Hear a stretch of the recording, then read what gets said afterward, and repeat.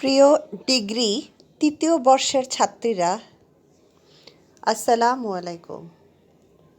আশা করি তোমরা সবাই ভালো আছো। আমরা ব্যাংক কোম্পানিসের একটা অঙ্ক করছিলাম, অ্যাকাউন্টিং ফর ব্যাংকিং কোম্পানিস। আমরা অঙ্ক করছিলাম, আজকে একটা অঙ্ক করব একেবারে easy. The following are the ledger balance of one bank Limited. You are required to prepare profit and loss account for the year ended 31st December 2013 and balance sheet on that date. আমাদেরকে করতে হবে profit and loss account এবং balance sheet. ওকে, খেয়াল করো, এখানে share capital দেওয়া আছে 20,000 shares of টাকা 1,000 ইচ, টাকা 100 পেইড দেওয়া আছে, 20 লাখ 20 লাখ দেওয়া আছে। তারপর bad debts return of reserve fund investment. আমরা জানি রিজার্ভ ফান্ড ইনভেস্টমেন্ট যাবে অ্যাসেট সাইডে, general expense, current account, interest pay, deposit account, profit and loss account, balance, acceptance for customers, discount, endorsements and guarantees, commission, cash, interest receipt. আচ্ছা, আমার ইনকামের মধ্যে আসতেছে কি কি? ইন্টারেস্ট রিসপেক্ট আসতেছে, সেখানে ইন্টারেস্ট পেইড আছে। তারপরে আর কি কি আসছে দেখি আমরা। Cash with Bangladesh bank, endorsement and guarantees, owing by foreign correspondents, customer liabilities for acceptance, loans and অ্যাডভান্সের short loans taken by the bank, investment bills discounted. Okay, খেয়াল করো, অ্যাডজাস্টমেন্ট একটা আছে, provide for reserve of taka 64,380 for rebate on bills discounted, value of premises is taka 22,07,900. The profit and loss account balance is after payment of টাকা 2 lakh as interim dividend. আচ্ছা, তাহলে আমরা তিনটা adjustment পেলাম। একটা হচ্ছে রিজার্ভ, আর একটা হচ্ছে রিবেট অন বিলস ডিসকাউন্টেড, আর একটা প্রেমিজেস। ওকে, এবার আমরা স্টার্ট করি। এখানে অ্যামাউন্টগুলো দেখো, শেয়ার ক্যাপিটালের অ্যামাউন্ট দেওয়া আছে, তারপরে আছে তোমাদের bad debts return of reserve fund, সবগুলোর অ্যামাউন্ট দেওয়া আছে। একটু খেয়াল করে অ্যামাউন্টগুলো। ওকে, এখন দেখো অঙ্কটা আমরা কিভাবে করছি। আমাদেরকে সবার আগে করতে হবে profit and loss account. Profit and loss অ্যাকাউন্টে আমরা জানি সবার আগে ইনকামগুলো আসবে। তো ইনকাম আমরা জানি একটা ব্যাংকের জন্য ইনকাম হচ্ছে ইন্টারেস্ট রিসিপ্ট আর হচ্ছে ডিসকাউন্ট। তো ইন্টারেস্ট রিসিপ্ট দেওয়া ছিল কোশ্চানে 5,32,000। তারপর হচ্ছে ডিসকাউন্ট দেওয়া ছিল 2,43,000। এই দুটো এডিশন করলে আসে 7,75,000। তার থেকে বাদ যাবে আমাদের interest paid and rebate on bills discounted. Bill discount করতে যে টাকাটা ছাড় দেওয়া হচ্ছে ইন্টারেস্ট পেইড, এই দুটো এখান থেকে যাবে বাদ। আবার বলছি, ইনকাম হচ্ছে কী কী? Interest receipt, discount. Interest receipt এবং ডিসকাউন্ট, এখান থেকে আমার বাদ যাবে ইন্টারেস্ট পেইড এবং রিবেট অন বিলস ডিসকাউন্টেড। এই দুটো বাদ গিয়ে আমাদের আউটারে যাবে 5,50,620। আচ্ছা, তার সাথে আমাদের যদি অন্য কোনো ইনকাম থাকে, কমিশন হচ্ছে একটা ইনকাম, সেই কমিশন 44,000, এইটা এডিশন করলে আসে 5,94,620। এবার আসো, এই হচ্ছে আমার টোটাল অপারেটিং ইনকাম। আবার বলছি, আসবে কি কি? ইন্টারেস্ট রিসিভড এবং তার ডিসকাউন্ট, এ দুটো হচ্ছে ইনকাম। ইন্টারেস্ট রিসিভড এবং ডিসকাউন্ট হচ্ছে একটা ব্যাংকের জন্য বড় ধরনের ইনকাম। তার থেকে বাদ দিতে হবে ইন্টারেস্ট পেইড এবং রিবেট অন বিলস ডিসকাউন্ট, এই দুটো এখান থেকে বাদ যাবে। বাদ গিয়ে যে টাকাটা থাকবে সেটা হচ্ছে টোটাল অপারেটিভ ইনকাম। এই ইনকাম থেকে এবার আমাদেরকে এক্সপেন্স বাদ দিতে হবে। এক্সপেন্স তো তোমরা জানো কী কী আসে, জেনারেল এক্সপেন্স, স্যালারিজ, তারপরে ওয়েজেস, ব্যাড ডেট, ডেপ্রিসিয়েশন, সব এক্সপেন্স। জেনারেল এক্সপেন্স কোশ্চেনে দেওয়াই ছিল 1,82,000, ব্যাড ডেটস রিটেন অফ ছিল 1,28,000। এই দুটো যোগ করলে আউটারে যাবে 3,10,000। আচ্ছা, এবার খেয়াল করো, আরও আছে। এই দুটো যোগ করে, এক্সপেন্স দুটো যোগ করে আমরা মাইনাস করলে আমাদের নেট প্রফিট আসছে, দেখো 2,84,620। এটা হচ্ছে আমাদের কি? Net profit. এবার আমাদেরকে বাদ দিতে হবে লেস অ্যাপ্রোপ্রিয়েশন। এই প্রফিটের কী আমরা বন্টন করছি? তোমরা জানো যে নেট ইনকামের 20% স্ট্যাটিউটরি রিজার্ভ বিধিবদ্ধ সঞ্চিতি রাখতে হবে আমাদেরকে। তা নেট প্রফিট যেটা হয়েছে তার থেকে 20% হচ্ছে 56,924।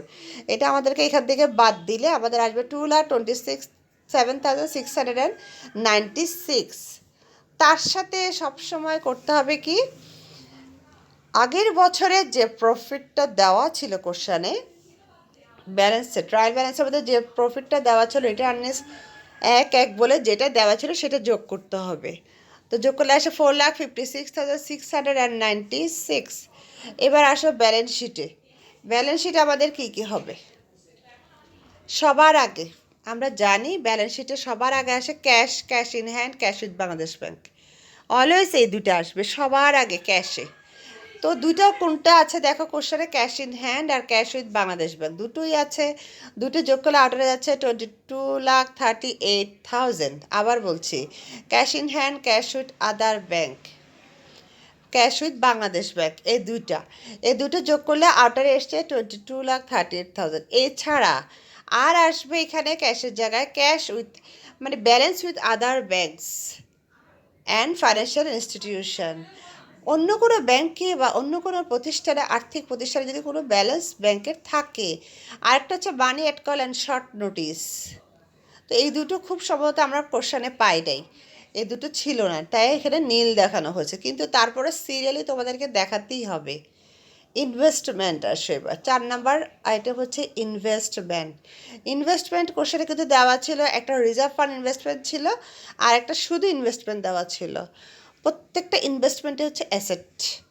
তো শুধু ইনভেস্টমেন্ট দেওয়া ছিল আমাদের 98,28,000 আর রিজার্ভ ফান্ড ইনভেস্টমেন্ট দেওয়া ছিল 10 lakh.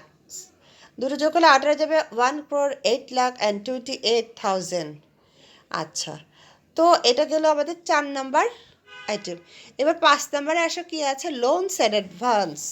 Loans and advance, bank থেকে যদি কেউ লোন নিয়ে যায়, লোনস অ্যান্ড অ্যাডভান্সেস টু কাস্টমারকে যদি কোনো লোন দেয় সেটা অবশ্যই অ্যাসেট। তো এখানে দেওয়াই আছে লোনস অ্যান্ড অ্যাডভান্স 1,54,056,000। এটা হচ্ছে লোন অ্যান্ড অ্যাডভান্সেস। আরেকটা হচ্ছে বিলস ডিসকাউন্ট, কেউ যদি ব্যাংকে এসে বিল ডিসকাউন্ট করে সেটাও ব্যাংকের অ্যাসেট, যেটা দেওয়া ছিল 62,28,000। তো আউটারে গেল 2,16,84,000। ওকে, এরপর আসো ফিক্সড অ্যাসেট কী কী আছে। প্রিমিজেস and fixed asset. Fixed asset দেওয়া ছিল কোশ্চেনের প্রিমিজেসটা। তো প্রিমিজেস যেটা দেওয়া আছে সেটা আমরা বসালাম, যেটা সমন্বয়ে দেওয়া আছে সেই টাকাটা আমরা বসিয়ে দিলাম। তারপরে হচ্ছে যে আমাদের non banking assets, non banking অ্যাসেটগুলো দেওয়া আছে আমাদের নাই। তাহলে অ্যাসেটের মধ্যে আমরা সবার প্রথমে জানি ক্যাশ আসে, cash in hand, cash with Bangladesh bank. এছাড়া balance with other banks and financial institution হচ্ছে সেকেন্ডে। থার্ড হচ্ছে money at call and short notice. দুটো কোশ্চেনে দেওয়া ছিল না, ক্যাশেটগুলো দেওয়া ছিল। 4 নাম্বার আইটা হচ্ছে ইনভেস্টমেন্ট কোশ্চেনে দেওয়া ছিল। এমনি একটা ইনভেস্টমেন্ট আছে, আবার রিজার্ভ ফান্ড ইনভেস্টমেন্ট আছে। Number 5 loans and advance. কেউ যদি ব্যাংক থেকে লোন নিয়ে যায়, লোনস অ্যান্ড অ্যাডভান্স কী হবে, loans and advance bills discounted, loans and advance to customers আর হচ্ছে বিলস ডিসকাউন্টেড, দুটোই এখানে আসবে। 6 প্রিমিজেস ফিক্সড অ্যাসেট। ফিক্সড অ্যাসেটের মধ্যে একটাই ছিল, প্রিমিজেস ছিল, আর নন ব্যাংকিং অ্যাসেট বলতে কিছু দেওয়া ছিল না। তাহলে দেখো টোটাল অ্যাসেট হচ্ছে 3,74,24,24,24,000। এবার আসো লাইবিলিটি সাইডে কী কী করতে পারি আমরা। লাইবিলিটিসের সবার আগে আসে বোরোয়িংস মানে কি, অর্থাৎ ব্যাংক যদি অন্য কোনো প্রতিষ্ঠান থেকে লোন করে, কিছু ধার করে, তো borrowings loans from other banks, financial institution and agents. আর হচ্ছে owing by foreign companies short term loan taken by the bank. এখানে লোনসের এখানে 3টা ভাগ আছে, যদি অন্য কোনো ব্যাংক থেকে লোন নেয়, কোনো ফরেন কোম্পানির কাছ থেকে টাকা ধার করে, শর্ট টার্ম লোন যা আছে সবগুলো এখানে বসবে। তো দুটো আছে, দুটো বসালে 2,64,000, একটা 2 লাখ আর হচ্ছে 64,82,000, দুটো মিলে যোগ করলে আউটারে যায় 66,82,000। ওকে, এই গেল লোনস ফ্রম আদার ব্যাংকস, বোরোয়িংসে গেল। এবার আসো ডিপোজিটের আদার অ্যাকাউন্টস। ডিপোজিট আর আদার অ্যাকাউন্টস মানে ব্যাংকে কোনো আমানতকারী কাস্টমার যদি ব্যাংকে টাকা ডিপোজিট রাখে, তাহলে এই যে ব্যাংকে ডিপোজিট রেখেছে আবার ব্যাংক এই টাকাটা তাকে ফেরত দিতে হবে, এগুলো ব্যাংকের লায়াবিলিটি। যেমন কারেন্ট অ্যাকাউন্ট আর ডিপোজিট অ্যাকাউন্টস, ডিপোজিটের মধ্যে কারেন্ট আর আর হচ্ছে কারেন্ট অ্যাকাউন্ট আর হচ্ছে কি যেটা ডিপোজিটস অ্যাকাউন্টস, এই দুটো কোশ্চেনে দেওয়া আছে, দুটো কোশ্চেনে থাকে, যোগ করে আউটারে যাবে 2,71,64,000। এটা হচ্ছে আমাদের ডিপোজিট অ্যান্ড আদার অ্যাকাউন্টস। তারপর হচ্ছে বিলস পেয়েবেল, আদার লাইবিলিটিস। বিলস পেয়েবেল দেখো কোশ্চেনে আছে কি না, বিলস পেয়েবেল কোশ্চেনে নাই। আর আরেকটা হচ্ছে তোমাদের বিলস ডিসকাউন্টেড, সেটা রিবেট আর বিলস ডিসকাউন্টেড, এটা আছে কোশ্চেনে, এটা এসছে 64,380। আচ্ছা, এবার আসো ওনার্স শেয়ার হোল্ডার্স ইকুইটিতে আসো। শেয়ার হোল্ডার্স ইকুইটিতে সবার আগে পেইড আপ ক্যাপিটাল দেওয়া ছিল কোশ্চেনে, মনে হয় 20 লাখ। হ্যাঁ, পেইড আপ ক্যাপিটাল দেওয়া ছিল 20 লাখ। তারপর হচ্ছে স্ট্যাটিউটরি রিজার্ভ, যেটা নেট প্রফিটের 20% রাখা হয়েছে, সেটা হচ্ছে তোমাদের 56,924। তারপর হচ্ছে রিজার্ভ ফান্ড আর হচ্ছে profit and loss account surplus, এগুলো হচ্ছে আমাদের শেয়ার হোল্ডার সিকিউরিটি। আবার বলছি, শেয়ার হোল্ডার সিকিউরিটি কী কী আসবে? শেয়ার ক্যাপিটাল আসবে, স্ট্যাটিউটরি রিজার্ভ হবে, রিজার্ভ ফান্ড আর profit and loss account surplus, যেটা আমরা একটু আগে করেছিলাম। এই চারটা জিনিস মিলে হবে শেয়ার হোল্ডার্স ইকুইটি। ওকে, এখন দেখো শেয়ার হোল্ডার্স ইকুইটির টোটাল যোগফল 35,13,620। টোটাল লাইবিলিটিস আর শেয়ার হোল্ডার্স ইকুইটি মিলে হলো 3,74,24,24,000। আচ্ছা, অ্যাসেটও তাই 3,74,24,000। তো এই হলো আমাদের আজকের অঙ্ক, ভালো করে দেখো।